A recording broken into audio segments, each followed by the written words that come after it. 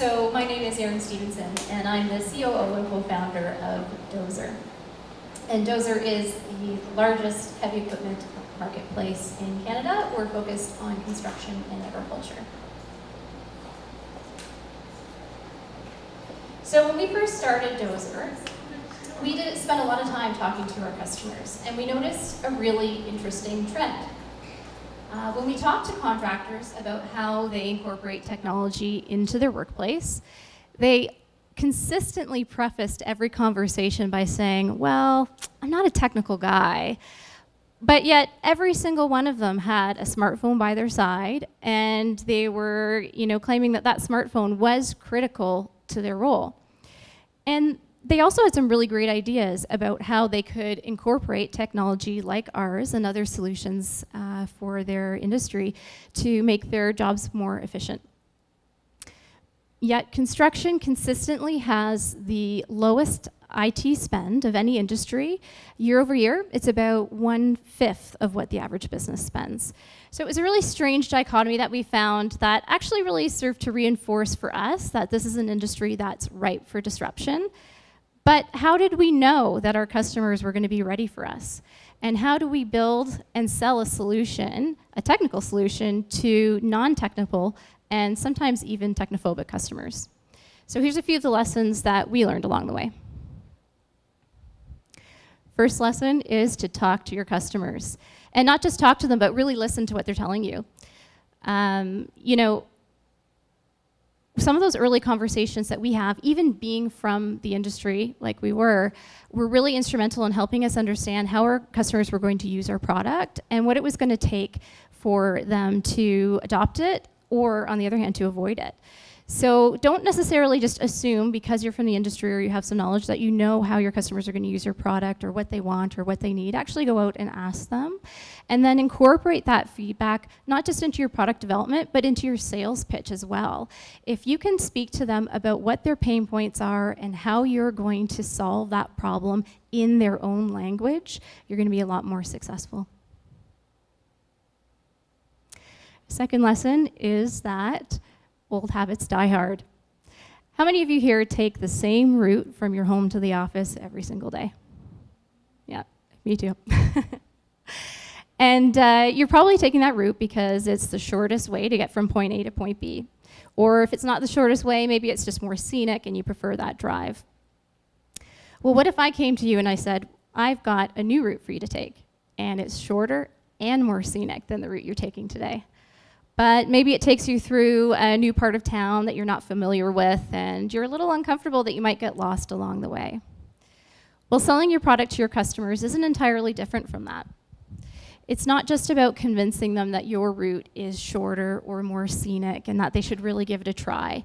It's making sure that they use your route day over day and that your route becomes their new habit.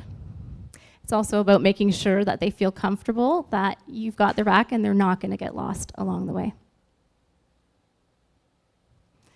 Next lesson is to build a business, not a product. At Dozr, our software is what supports the business. It what keeps the engine running and allows us to service our customers faster, cheaper, more effectively than anybody else.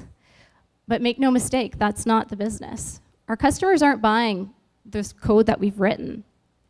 They're buying more time, more money, more savings, more efficiency. Whatever that value proposition is that your company has, that's what your customer is buying. It's buying that solution. Make it easy for your customers to adopt your product.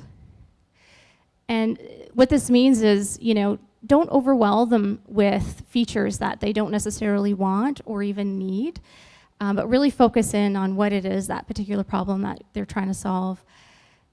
And make sure that you're not asking them to go out of their way to adopt your solution.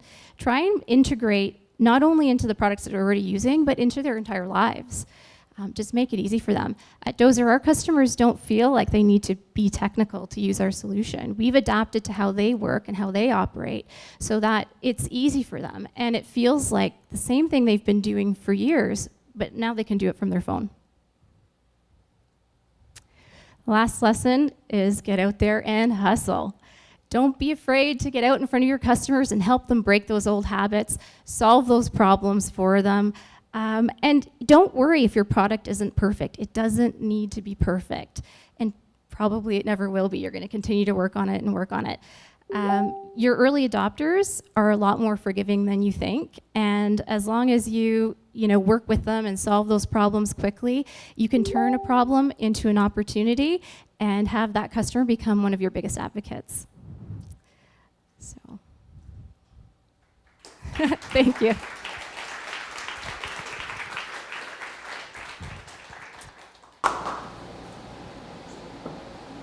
Yes, you partner up with your husband.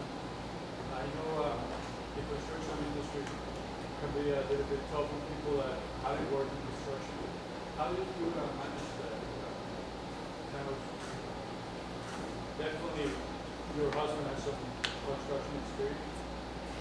Yes, so our founding team has well over a decade of experience in the construction industry. So we went into this knowing a lot about what the problems our customers face, and that's actually where the idea for the company came from, was from solving our own problem and being our own first customer.